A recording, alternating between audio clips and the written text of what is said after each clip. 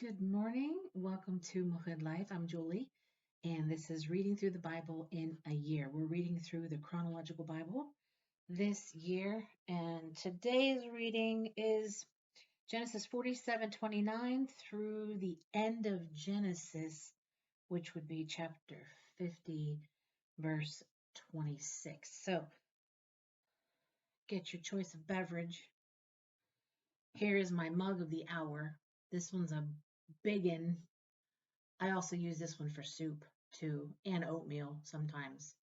Um, I have nothing in here now because I drank it all. It was my coffee this morning. But mug of the hour, multi-purposed mug. Yeah, I guess multi-purpose mug. Let's get on with the reading of the Word of God to finish up the book of Genesis. All right. So this one starts with a tiny little narration entitled Jacob's and Joseph's Last Days. 17 years have passed since Israel, Jacob, brought his family into Egypt. Nearing death, Israel is anxious to pronounce final blessings upon his sons and grandsons and to ensure his burial in the tomb where Abraham and Isaac were buried. Israel's death marks the end of the early patriarchs, and attention begins to focus more broadly upon the nation which bears Israel's name. Joseph's death is also recorded after the third generation of Israelites is born in Egypt. Picking up here with Genesis 47:29. When the time drew near for Israel to die, he called for his son Joseph and said to him, "If I have found favor in your eyes, put your hand under my thigh and promise that you will show me kindness and faithfulness. Do not bury me in Egypt, but when I rest with my fathers, carry me out of Egypt and bury me where they are buried." "I will do as you say," he said. "Swear to me," he said. Then Joseph swore to him, and Israel worshipped as he leaned on the top of his staff. Sometime later, Joseph was told, "Your father is ill." So he took his two sons, Manasseh and Ephraim, along with him. When Jacob was told, "Your son Joseph has come to you," Israel rallied his strength and sat up on the bed. Jacob said to Joseph, "God Almighty appeared to me at Luz in the land of Canaan, and there he blessed me and said to me, 'I'm going to make you fruitful and will increase your numbers. I will make you a community of peoples, and I will give this land as an everlasting possession to your descendants after you.' Now then, your two sons born to you in Egypt before I came to you here will be reckoned as mine. Ephraim and Manasseh will be mine, just as Reuben and Simon are mine. Any children born to you after them will be yours. In the territory they inherit, they will be reckoned under the names of their brothers. As I was returning from Paddan, to my sorrow Rachel died in the land of Canaan while we were still on the way, a little distance from Ephrath. So I buried her there beside the road to Ephrath, that is Bethlehem. When Israel saw the sons of Joseph, he asked, 'Who are these?' 'They are the sons God has given me here,' Joseph said to his father. Then Israel said, 'Bring them to me so I may bless them.' Now Israel's eyes were failing because of old age, and he could hardly see. So Joseph brought his sons close to him, and his father kissed them and embraced them. Israel said to Joseph, 'I never expected to see your face again, and now God has allowed me to see your children too.' Then Joseph removed them from Israel's knees and bowed down with his face to the ground. And Joseph took both of them, Ephraim on his right toward Israel's left hand, and Manasseh on his left toward Israel's right hand, and brought them close to him. But Israel reached out his right hand and put it on Ephraim's head, though he was the younger, and crossing his arms, he put his left hand on Manasseh's head, even though Manasseh was the firstborn. Then he blessed Joseph and said, 'May the God before whom my fathers Abraham and Isaac walked, the God who has been my shepherd all my life to this day, the angel who has delivered me from all harm, may he bless these boys. May they be called by my name and the names of my fathers Abraham and Isaac, and may they increase greatly upon the earth.'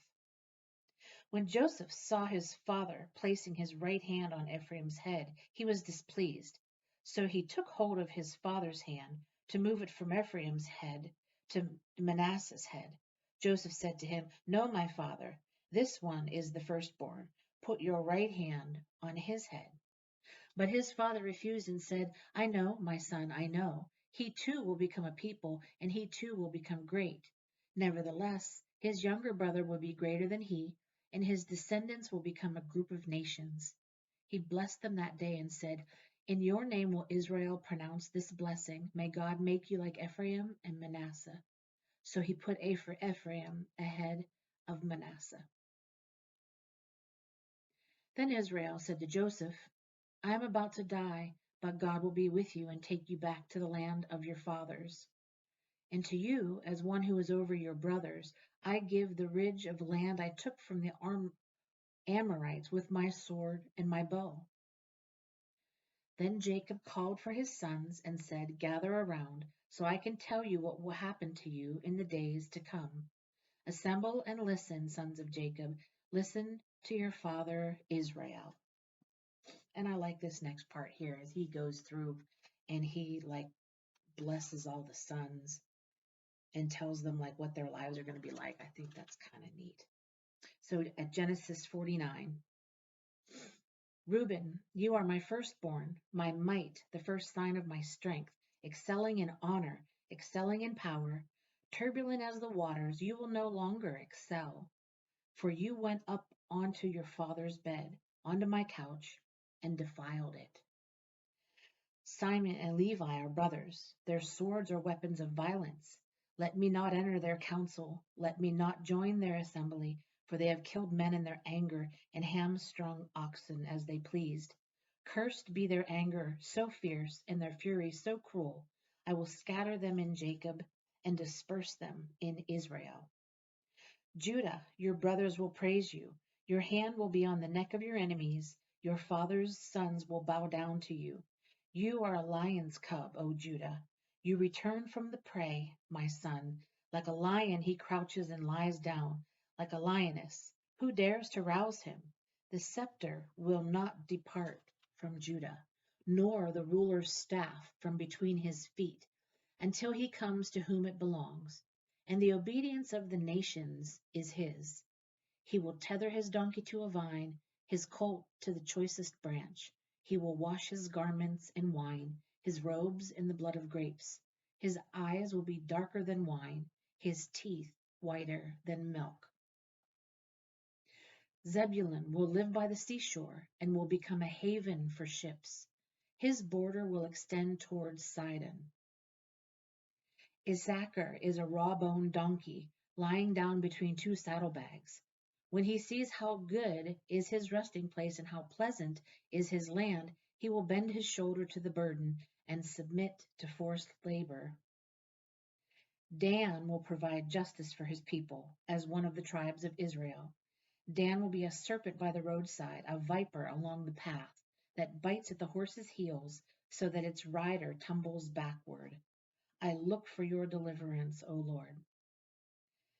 Gad will be attacked by a band of raiders, but he will attack them at their heels. Asher's food will be rich. He will provide delicacies fit for a king. Naphtali is a doe set free that bears beautiful fawns. Joseph is a fruitful vine near a spring, whose branches climb over a wall. With bitterness archers attacked him, they shot at him with hostility, but his bow remained steady, his strong arms stayed limber. Because of the hand of the mighty one of Jacob, because of the shepherd, the rock of Israel, because of your father's God who helps you, because of the Almighty who blesses you with blessings of the heavens above, blessings of the deep that lies below, blessings of the breast and womb. Your father's blessings are greater than the blessings of the ancient mountains, than the bounty of the age-old hills. Let all these rest on the head of Joseph, on the brow of the prince among his brothers. Benjamin is a ravenous wolf. In the morning he devours the prey. In the evening he divides the plunder.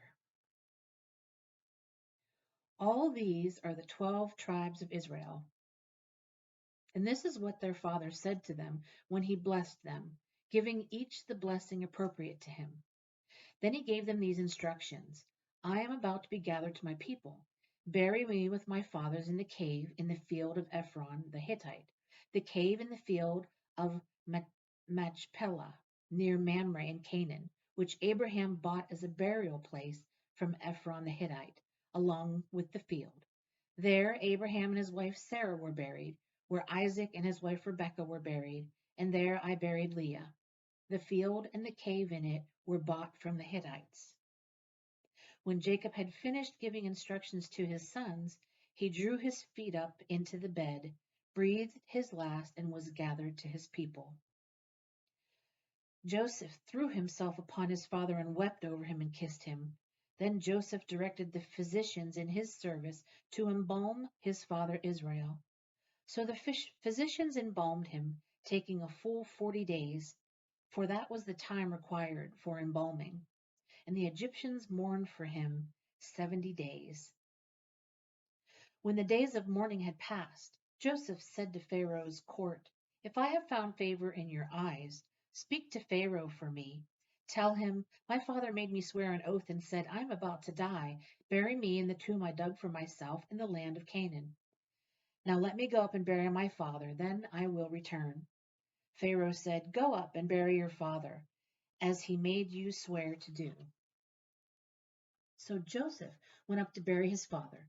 All Pharaoh's officials accompanied him, the dignitaries of his court and all the dignitaries of Egypt, besides all the members of Joseph's household and his brothers and those belonging to his father's household.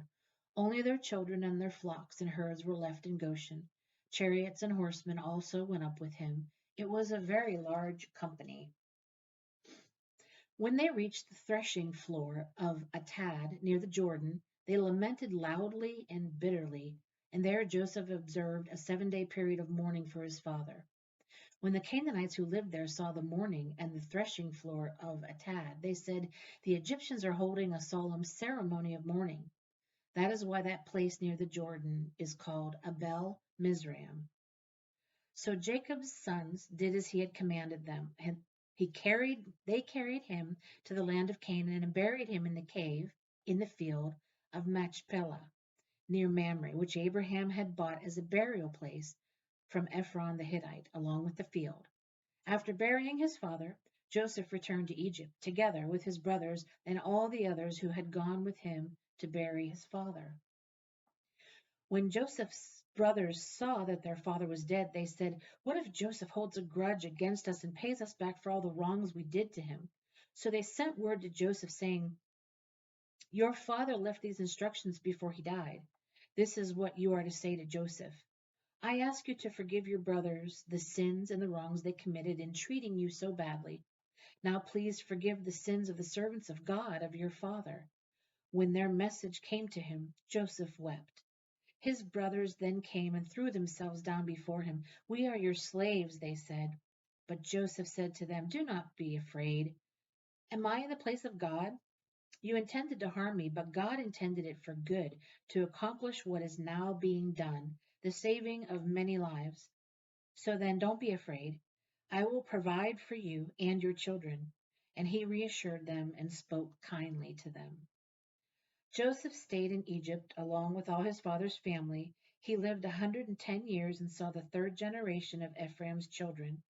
Also, the children of Machir, son of Manasseh, were placed at birth on Joseph's knees.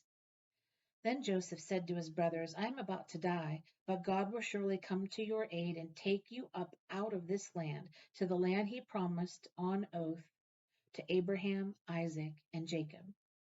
And Joseph made the sons of Israel swear an oath and said, God will surely come to your aid, and then you must carry my bones up from this place. So Joseph died at the age of 110, and after they embalmed him, he was placed in a coffin in Egypt.